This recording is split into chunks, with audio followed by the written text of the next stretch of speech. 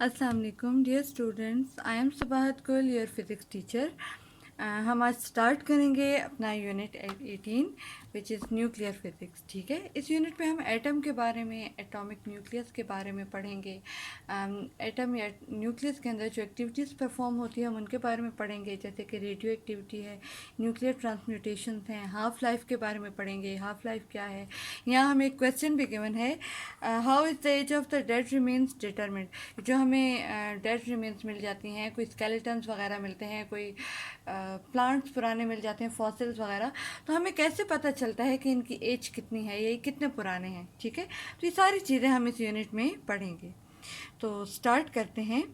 पहला हमारा टॉपिक है एटम एंड एटॉमिक न्यूक्लियस। ठीक है, एटम एंड एटॉमिक न्यूक्लियस में हम कुछ बेसिक्स पढ़ेंगे एटम की या न्यूक्लियस की।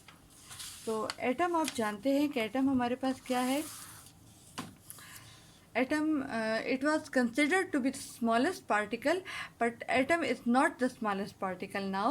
हम जानते हैं कि एटम मज़ीद कुछ पार्टिकल से मिलकर बना हुआ है और कुछ फंडामेंटल पार्टिकल से मिलकर बना है। ठीक है, तो एटम अब स्मॉलेस्ट पार्टिकल नहीं रहा हमारे पास।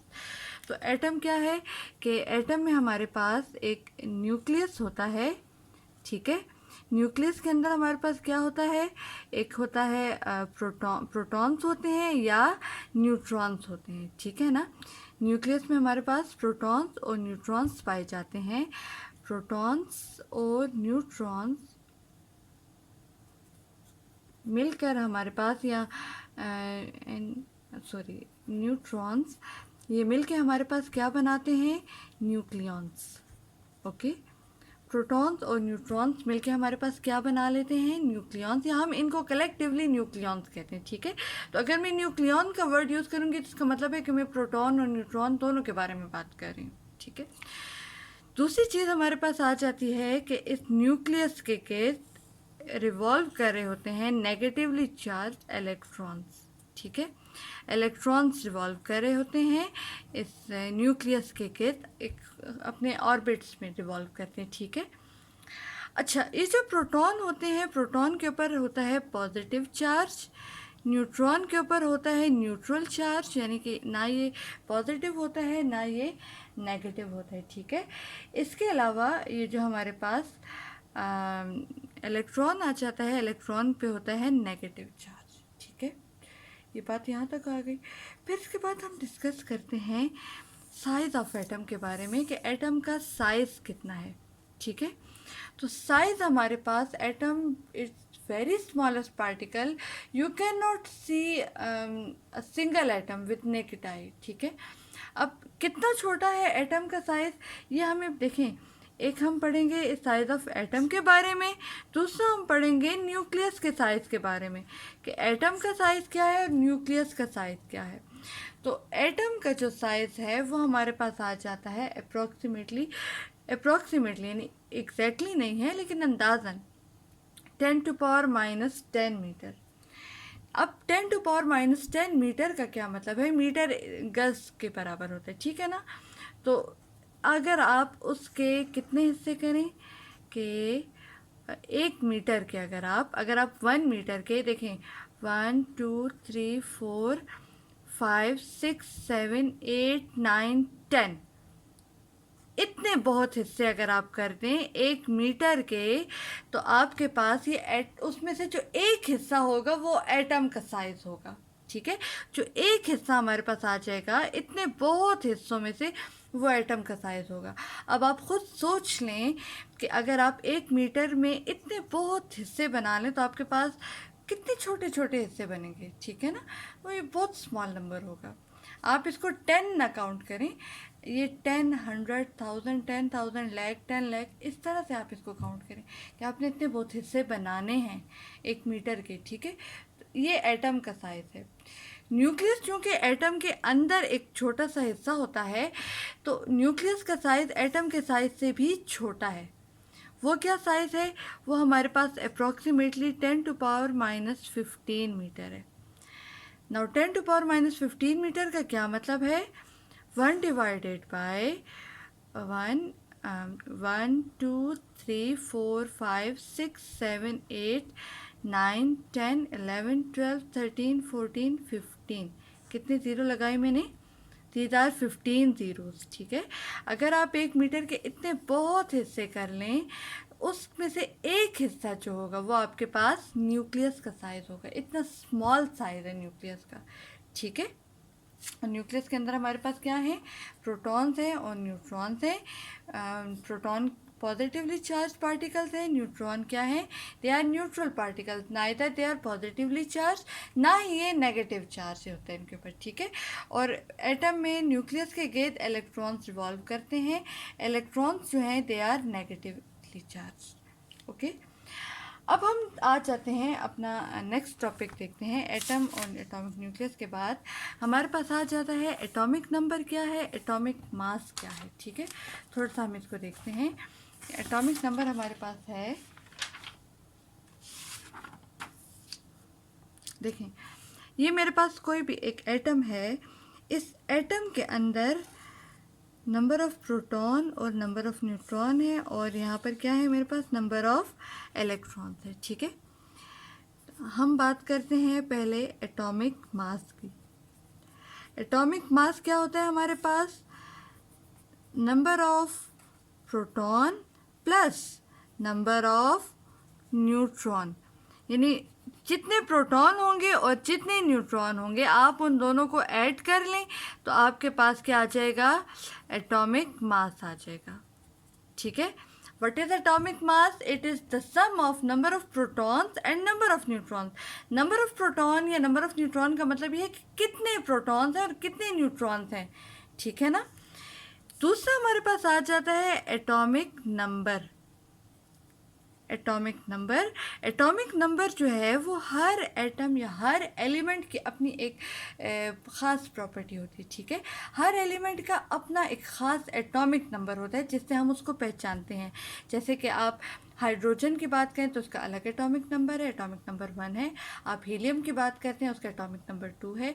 इस तरह आप हर एलिमेंट का अपना एक अलग से एटॉमिक नंबर होता है, ठीक है ना। एटॉमिक नंबर हमारे पास एलिमेंट की पहचान करता है। तो एटॉमिक नंबर क्या है? नंबर ऑफ प्रोटॉन और नंबर ऑफ इलेक्ट्रॉन, ये हमारे पास क्या हो जाता है? Atomic number. ज़्यादातर हम नंबर ऑफ़ इलेक्ट्रॉन को कंसिडर नहीं करते, हम बात करते हैं सिर्फ नंबर ऑफ़ प्रोटॉन की। उसकी वजह ये है कि आप अपने पिछले यूनिट्स में पढ़ चुके हैं। जैसे फॉर एग्जांपल आप दो चीज़ों को रब करते हैं तो एक में से इलेक्ट्रॉन निकल जाते हैं, गिर जाते हैं और दूसरी बॉडी के ऊपर आ जाते हैं, ठीक है ना। तो इलेक्ट्रॉन निकल गए तो क्या वो एलिमेंट चेंज हो जाता है? नहीं होता ना, वो तो वही एलिमेंट रहता है। फॉर एग्जांपल अगर मैं इस मार्कर को रब करती हूँ, इसके ऊपर कुछ रब कर लेती हूँ तो इस पे चार्ज आ जाता है, ठीक है ना। तो चार्ज आ जाने की वजह से ये एलिमेंट तो चेंज नहीं हो जाता ना। तो इसलिए हम नंबर ऑफ़ इलेक्ट्रॉन को ज़्यादातर कंसिडर नहीं करते हैं। We only consider number of protons, क्योंकि नंबर ऑफ़ इलेक्ट्रॉन्स तो चेंज होता रहेगा लेकिन नंबर ऑफ़ प्रोटॉन्स जो है वो चेंज नहीं होता। जितने प्रोटॉन्स हैं वो उतने के उतने ही रहते हैं, ओके। तो एटॉमिक नंबर हमारे पास क्या है? It is number of proton. और एटॉमिक मास क्या है? Number of proton plus number of neutron. एक बात और कि ज़्यादातर एटम्स के अंदर नंबर ऑफ़ प्रोटॉन और नंबर ऑफ़ इलेक्ट्रॉन तकरीबन इक्वल होता है, ठीक है। इसके इक्वल होने की वजह ये है कि जितने प्रोटॉन्स होते हैं उतने पॉजिटिव चार्जेस हैं, जितने इलेक्ट्रॉन्स हैं उतने नेगेटिव चार्जेस हैं। ये पॉजिटिव और नेगेटिव चार्जेस अगर इक्वल अमाउंट में हों, यानी इक्वल हों, बराबर हों, जितने पॉजिटिव चार्जेस हों उतने ही नेगेटिव चार्जेस भी हों, तो atom as a whole neutral हो जाता है, ठीक है ना। उसके ऊपर कोई चार्ज नहीं रहता, तो एटम को न्यूट्रल ही रहना पड़ता है, ओके। अच्छा, ये जो हमारे पास नंबर ऑफ एटॉमिक मास है, एटॉमिक मास को हम रिप्रेजेंट करते हैं ए से, ठीक है। किससे रिप्रेजेंट करते हैं? ए से। और जो हमारे पास एटॉमिक नंबर है इसको हम रिप्रेजेंट करते हैं जेड से, ओके। एटॉमिक नंबर को हम जेड से, एटॉमिक मास को हम रिप्रेजेंट करेंगे ए से। अब फॉर एग्जांपल मेरे पास कोई एलिमेंट है एक्स। एक्स का मतलब है कि कोई भी एलिमेंट है। एक्स की जगह हाइड्रोजन हो सकता है, हीलियम हो सकता है, बोरॉन हो सकता है, सोडियम, कैल्शियम, कार्बन, कुछ भी हो सकता है, ठीक है ना, ऑक्सीजन। एक्स मेरे पास कोई एलिमेंट है, तो मैं इस एलिमेंट को कैसे लिखूंगी, उसके लिखने का तरीका ये है कि इसका एटॉमिक मास यहाँ आप इस साइड पे लिखते हैं और एटॉमिक नंबर आप इस तरफ लिखते हैं, ठीक है, नीचे लिखते हैं। एटॉमिक मास इधर, एटॉमिक नंबर इधर लिखते हैं, ठीक है। जैसे कि हमारे पास आपकी बुक में एक एग्जांपल गिवन है आयरन की। आयरन, हमारे पास आयरन का सिंबल एक्स क्या है, एक्स में हम उस जो भी एलिमेंट के बारे में हम लिख रहे हैं हम उसका सिंबल लिखेंगे। तो अब आयरन का सिंबल हमारे पास क्या है, देखें जी, आयरन का सिंबल Fe है। Fe का इसका जो हमारे पास एटॉमिक नंबर है वो 26 है। एटॉमिक मास हमारे पास क्या है 56, तो हम यहाँ लिखेंगे, ठीक है। इसके अलावा हमारे पास नाइट्रोजन है, तो नाइट्रोजन में हमारे पास क्या, हम कैसे लिखेंगे नाइट्रोजन, तो नाइट्रोजन का सिंबल कैपिटल N है, यहाँ एटॉमिक नंबर 7 है और एटॉमिक मास इसका 15 है, ठीक है। अच्छा, अब यहाँ पर देखें कि अगर मैं आपको कहूँ कि ये नाइट्रोजन है, नाइट्रोजन का एटॉमिक नंबर 7 है, एटॉमिक मास 15 है, आप मुझे बताएं कि इसमें न्यूट्रॉन्स कितने होंगे। उसका तरीका क्या होगा कि देखें, ये 7 क्या है हमारे पास, नंबर ऑफ प्रोटॉन्स है ना, एटॉमिक नंबर यानी नंबर ऑफ प्रोटॉन्स है, और 15 क्या है हमारे पास, नंबर ऑफ न्यूक्लियॉन्स है। नंबर ऑफ न्यूक्लियॉन्स का क्या मतलब है, ये हमारे पास जो है, ओके, नंबर ऑफ न्यूक्लियॉन्स का मतलब ये हमारे पास एटॉमिक मास है। एटॉमिक मास क्या है, number of proton plus number of neutron. और मैंने आपको बताया था कि इन दोनों को जब मैं कलेक्टिवली कहूँगी तो मैं इसे नंबर ऑफ न्यूक्लियॉन्स कहूँगी, ठीक है। मैंने यहाँ पर ये वर्ड इसलिए यूज़ किया। नंबर ऑफ न्यूक्लियॉन्स का क्या मतलब हुआ, number of proton plus number of neutron, ठीक है, नंबर ऑफ न्यूट्रॉन।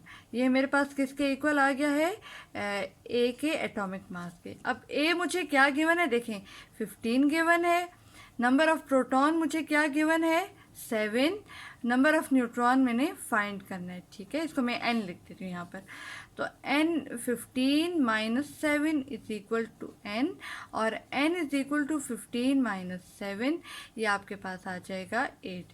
तो नंबर ऑफ न्यूट्रॉन्स कितने हो जाएंगे हमारे पास, 8 हो जाएंगे। तो अगर आपको एटॉमिक मास गिवन हो, एटॉमिक नंबर गिवन हो, तो उससे आप नंबर ऑफ न्यूट्रॉन्स फाइंड कर सकते हैं। सिंपली आप नंबर ऑफ न्यूट्रॉन्स फाइंड करने के लिए n is equal to a minus set कर लें, बस ये फार्मूला अगर आप याद कर लें, ठीक है। एटॉमिक मास में से आपने एटॉमिक नंबर को सब्ट्रैक्ट कर लेना है, तो आपके पास नंबर ऑफ न्यूट्रॉन्स आ जाएंगे, ओके। ये आपका एक टॉपिक हो गया, आप इसको अपनी बुक में स्टडी कर लें। अच्छा, एक और चीज़ यहाँ पर इन्होंने दी है, the nuclei of atoms which have the same number of neutrons and protons are called nuclides. वो न्यूक्लियस या वो एटम्स जिनके न्यूक्लियस में नंबर ऑफ प्रोटॉन और नंबर ऑफ न्यूट्रॉन्स इक्वल हुआ, उन्हें उस न्यूक्लियस को हम क्या कहते हैं, न्यूक्लाइड, न्यूक्लाइड, ठीक है। न्यूक्लाइड हमारे पास क्या होता है, वो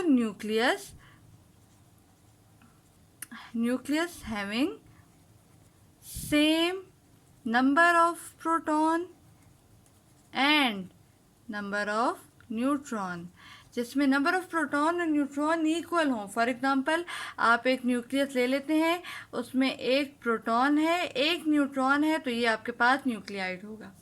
अगर आप एक न्यूक्लियस ले लेते हैं, उसमें 2 प्रोटॉन्स हैं 1 न्यूट्रॉन है, तो ये आपके पास न्यूक्लियाइड नहीं होगा, ठीक है। समझ आ गई इस बात की। अच्छा, और एक और बात इन्होंने जो आपकी बुक में कही है वो ये है कि within the nucleus there are Z positive charges. To keep these charges from flying apart, the nuclear force must supply an attraction that overcomes their electrical repulsion. यहाँ इन्होंने आपको ये बताया है, देखें आप जानते हैं कि सेम चार्जेस जो हैं वो एक दूसरे को क्या करते हैं, रिपेल करते हैं, ठीक है ना। यहाँ देखें सेम चार्जेस क्या करते हैं, रिपेल करते हैं ना, रिपेल का मतलब ये एक दूसरे से दूर जाने की कोशिश करते हैं। अगर दो पॉजिटिव चार्जेस हम लेंगे तो ये एक दूसरे को रिपेल करेंगे ना, दूर जाने की कोशिश करेंगे। अब न्यूक्लियस के अंदर क्या है, प्रोटॉन्स हैं। लेट्स सपोज 3 प्रोटॉन पड़े हुए, 1 2 3 प्रोटॉन है। तीनों प्रोटॉन्स पे कौन सा चार्ज है, पॉजिटिव चार्ज है ना। न्यूट्रॉन्स को हम यहाँ डिस्कस नहीं करें, ठीक है, हम यहाँ दूसरी बात करें। यहाँ पे तीन प्रोटॉन है, तीनों प्रोटॉन पे पॉजिटिव चार्ज है। अब आप ये सोचें कि इनको इकट्ठे जोड़ के रखने के लिए आपको एक फोर्स चाहिए होती है ना। जिस तरह से कि आप दो मैग्नेट्स ले लें जिनके नॉर्थ पोल आमने सामने हो, आप उन्हें करीब रखने के लिए आप क्या करेंगे, आप उसको पकड़ के रखेंगे ना, एक फोर्स आप अप्लाई करेंगे। इसी तरह जो न्यूक्लियस के अंदर आपके पास 3 प्रोटॉन्स हैं, ये तो सेम चार्जेस हैं, ये एक दूसरे को रिपेल करते हैं, ठीक है ना। लेकिन ऐसा नहीं होता, ये तीनों चार्जेस न्यूक्लियस के अंदर मौजूद रहते हैं। इनको जोड़ के रखने के लिए हमें एक फोर्स चाहिए होती है, फोर्स चाहिए होती है, ठीक है, जो कि इस फोर्स ऑफ रिपल्शन को ओवरकम कर सके, ठीक है। वो फोर्स हमारे पास होती है स्ट्रॉन्ग न्यूक्लियर फोर्स। कौन सी फोर्स है, स्ट्रॉन्ग न्यूक्लियर फोर्स। जिस तरह से आपने ग्रेविटेशन पढ़ी थी, इसके अलावा इलेक्ट्रोमैग्नेटिक फोर्स पढ़ी थी, एक फोर्स हमारे पास स्ट्रॉन्ग न्यूक्लियर फोर्स भी है, ठीक है। तो ये इतनी स्ट्रॉन्ग, इसके साथ हम स्ट्रॉन्ग का वर्ड इसीलिए यूज़ करते हैं, ये इतनी स्ट्रॉन्ग फोर्स होती है कि ये इन प्रोटॉन्स को रिपेल होने से रोकती है, इकट्ठा जोड़ के रखती है, ठीक है। आप इसको अपनी बुक में स्टडी करें।